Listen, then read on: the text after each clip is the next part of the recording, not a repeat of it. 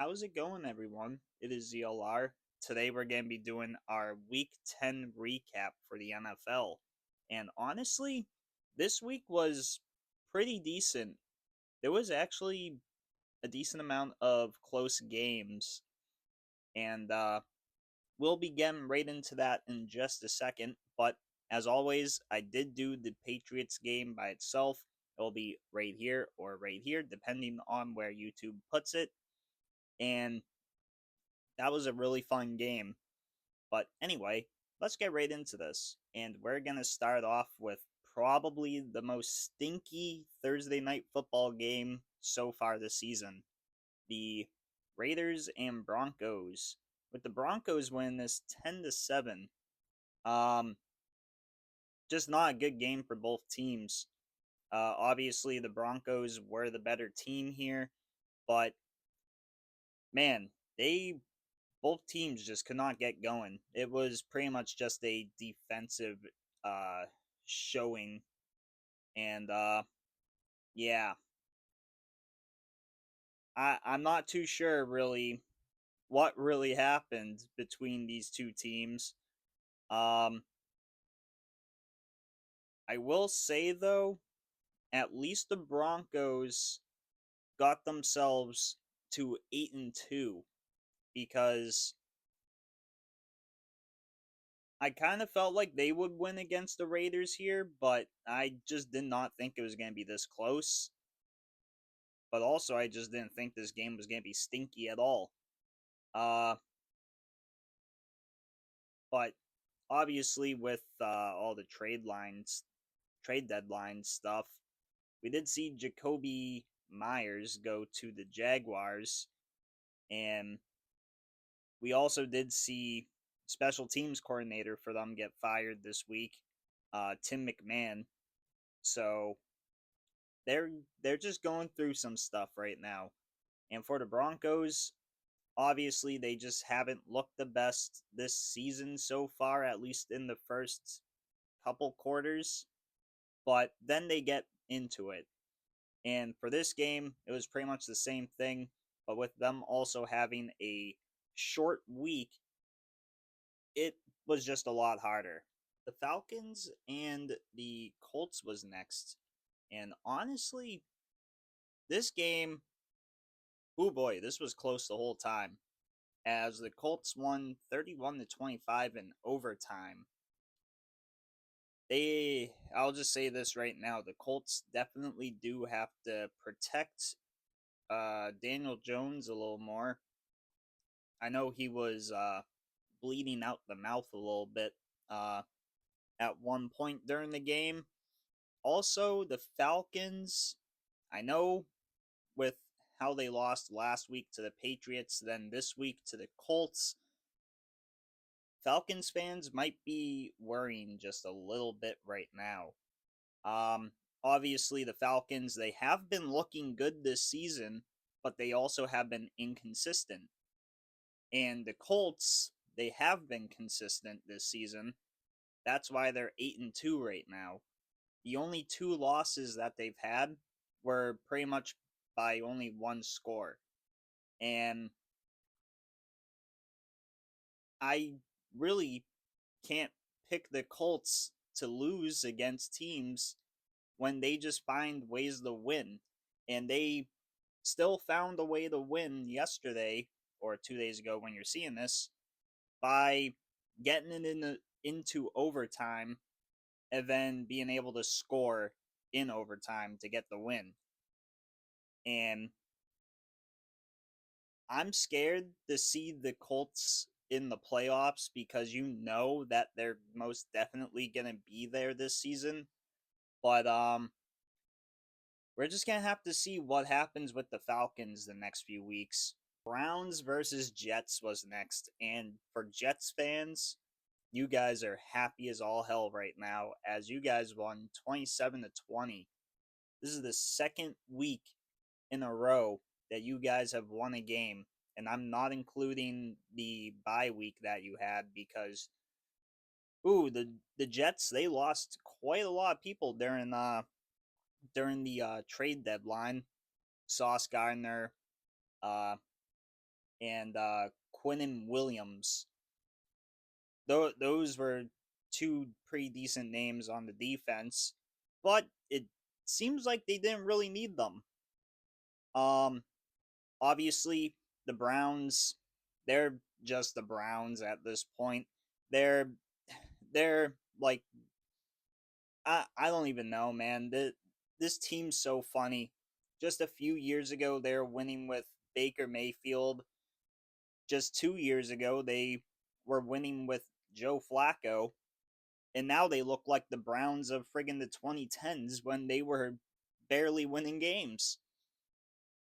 And for the Jets, it probably it probably is feeling a little weird right now that you guys got two friggin' wins in a row, and technically three because you guys didn't lose in the bye week really either.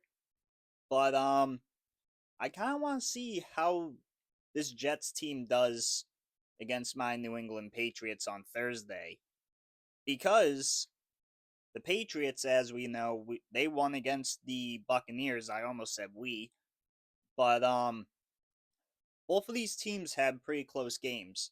So I kind of want to see how the Jets do against us. Saints and Panthers was next. Saints winning this one 17-7, and honestly, I was pretty surprised about it. Um After last week, the Panthers getting that win, to this week not looking great at all. That that kind of worries me a little bit. I know the Panthers have been doing a little better this season, and Rico Dowdle has been looking really good, but the game just 2 days ago, that was not great. Um, Obviously, the Saints, they just look like the better team here. Uh, I know even Tom Grossi made a joke that said, "Watch the Panthers after they just won lose to the Saints," and then they did. So, yeah, not looking too great, but I do still have faith in the Panthers right now. I still really don't have much in the Saints, but that went up just a little bit after this game. I know you guys aren't going to make the playoffs, but at least you guys did get another win. Ravens and Vikings. Man, the Ravens, they're back. They won 27-19, and they just looked really, really good. Uh, I really, I just really like this game a lot. Um, the Vikings, obviously, they have JJ McCarthy back, and he has been looking better than what he did the first few weeks of the season, but still, the Vikings are losing when he is on the field, and it's just not looking good for right now.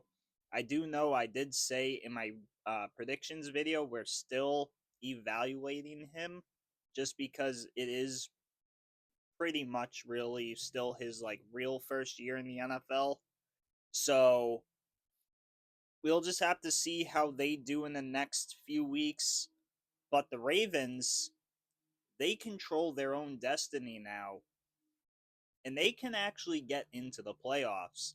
And honestly, I definitely love that. I really wanted to see the Ravens get into the playoffs this year, and now they are definitely on the move to do so. Bills and Dolphins. Jesus Christ, the Bills got absolutely slapped. The Dolphins won 30-13. I know Achan and Waddle both had really, really good games. James Cook, he had a fumble, which actually fucked me over for fantasy this week. I literally lost my fantasy literally only because of him. And yeah, I'm actually really mad about that. Usually, I'm not too mad about things But man, that actually really did piss me off. Um, but the Dolphins, they looked really, really good this game. They were just not letting the Bills do anything. And I do believe Tua had 2 turnovers to Josh Allen's 3. And it it was just not a good game for the Bills at all. Um and with that loss, it put the Patriots a little over 1 game over. So we're definitely sitting at least a little prettier right now. Uh, and to be completely honest, I'm just happy the Dolphins actually beat them. Giants and Bears. Obviously, just a little bit earlier, I mentioned how I saw the Brian the Bull firing, and honestly, I could see why. The Bears won 24-20. The Giants were actually winning this game before Jackson Dart got hurt, and then Russell Wilson came in. And out of 7 attempts at passing, he only had 3 completed, and he got sacked twice. That's just not good at all. And the Bears, they came back and they won this shit. And honestly, I really do like this Bears team. I know Romo Dunze got the first reception in this game for the Bears because there was something going on with his dad or something, and then all of a sudden he got his first pass and he thanked his dad. So not too sure what was going on there, but the Bears, they just had a pretty nice they just had a pretty nice game, and I am definitely happy to see what the Bears can do for the rest of the season. And for Giants fans, I will say this: I am happy for you guys that Brian the Bull is gone, but I'm very sad for you guys at the same time, as I thought this season was gonna go better for you. Jaguars and Texans, holy shit. Um, the Texans pretty much sealed this game uh with a uh with a Mills touchdown that I actually saw during my video for the Patriots game. Uh I was recording that as the game happened. And honestly, I thought the game was over at that point, but then there was that scoop and score to put the Texans up 36-29 literally in the last second, and that game just ended right then and there. And honestly, I have never seen the Jaguars collapse so bad in my life. Um honestly, I did react to the Mills touchdown, but I don't think I saw the scoop and score for the game sealing touchdown there. But the Texans, they actually did pretty good here. And I know I know with CJ Stroud being out, I I I forget if his name's Davis Mills or David Mills. I think it's Davis. Uh Davis Mills was out there, and honestly, he looked pretty good. And I kind of want to see what the Texans can do for the rest of the season. And CJ Stroud will definitely be back anyway, so I'm not exactly too worried about them. Cardinals and Seahawks. This game was a friggin' shit show, as the Seahawks won 44-22. Um, yeah, Seahawks belt the ass. That's all I can really say about this game. Um, obviously, uh, that Seahawks team is just really good right now.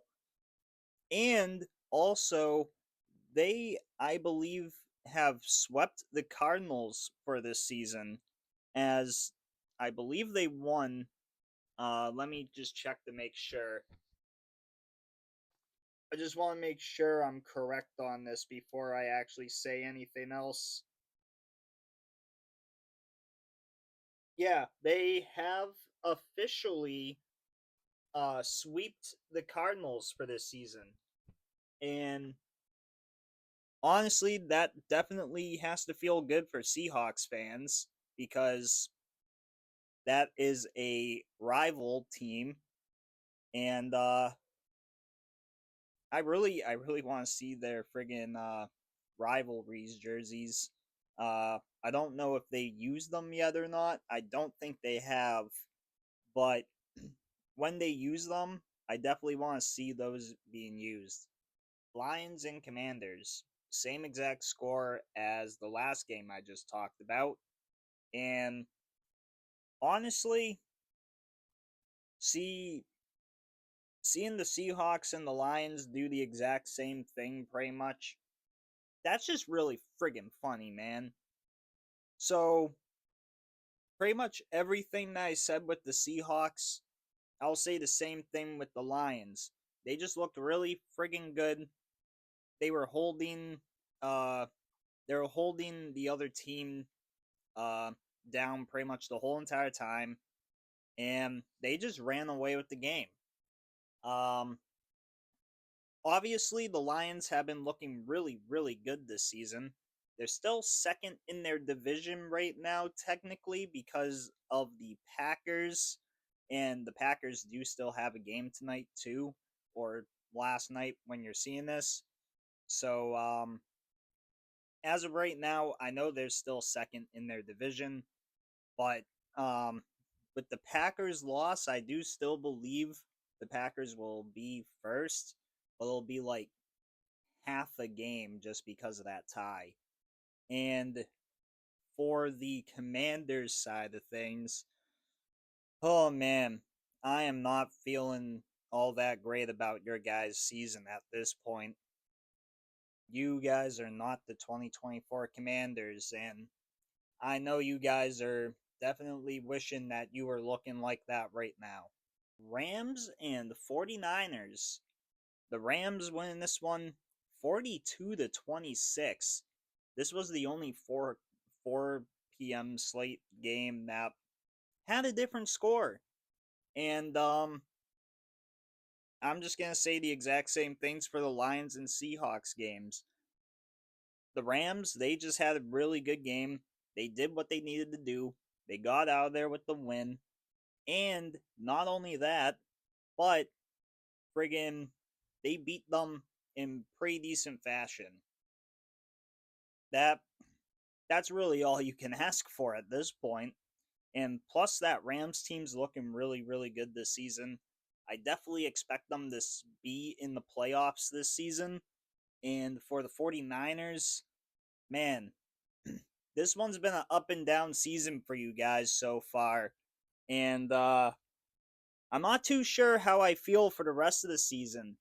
But I know one thing for sure. You guys have been at least a middle of the pack team, and that's at least better than being the Browns or like Miami Dolphins or something. But you guys have been kind of weird this season, but I do hope you guys get a little bit better before the end of it. And then we're going to get to the last game for right now, as we have the Chargers and Steelers.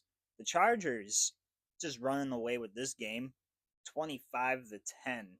Uh, Obviously, friggin' Aaron Rodgers had his worst game. He only had one touchdown to two interceptions, and that one touchdown was in garbage time. Uh, Kamani Vidal had a very nice game. I believe he had 95 yards and a touchdown plus 13 yards receiving. And shit, there was another guy too, but I'm forgetting his name right now. But he also had a really good game. Uh, but the Steelers, they just were not looking good. The only player that was actually doing anything was Jalen Warren, and they they just kind of couldn't do anything against that Chargers defense, and they really couldn't stop the Chargers offense. And this has been a thing with the Steelers this season. Obviously, they would either be a team that really couldn't stop uh, the offense, or they would pretty much be able to stop them every single time. And for last night's game or 2 nights ago, it was definitely one of those games where they just could not stop shit. And last but not least, we have the Eagles and the Packers. With the Eagles win this one 10-7, and probably one of the weirdest games I've ever seen so far in my existence. Um, what should I even say to begin this? Um, I guess I'll start by saying this game was 0-0 for pretty much 3 quarters. Um, Obviously, the Eagles got 3 points in the third quarter, and yeah, this one was just a stinker. But let me talk about this ending to this game because what the hell, man? This was the weirdest ending I've ever seen. Uh, so the Packers, they have the ball. They get to fourth down, 4th and 1, and they try to run it with Josh Jacobs, who loses 5 yards, and then they give the ball back to the Eagles because of turnover on downs. So then the Eagles, they run it with Saquon Barkley a few times. The Packers, they use the last of their timeouts that they have. And the Eagles, by the time they do that and the Packers use their timeouts, they get to fourth down. And this is where it gets weird. The Eagles, they go for it on fourth down, and they get an incomplete pass, and they give the ball back to the Packers. And then the Packers, they try to move down the field pretty quickly just to get a little closer to field goal range, which doesn't happen. And then Brandon McManus has to try to kick a 64-yard field goal. And at this point, there's only 2 seconds left in the game. Really, all the Eagles have to do is just block the field goal or something. And I think about 1 or 2 seconds left on the play clock. The Eagles call their last timeout, and the kick goes out. Not too sure if they were trying to ice the kicker or not. I do believe they did. And when McManus came out the second time and tried to kick it, the Eagles blocked it and they won. This was just a weird ass game. But yeah, Josh Jacobs, he had a pretty decent game. I know he had a touchdown and a little over 60 yards, but other than that, it was a pretty quiet game for a lot of players. And that's actually going to do it for this video. I hope you guys like, subscribe, comment, do really whatever you want to do. And as always, I will see you all in the next one. See you around.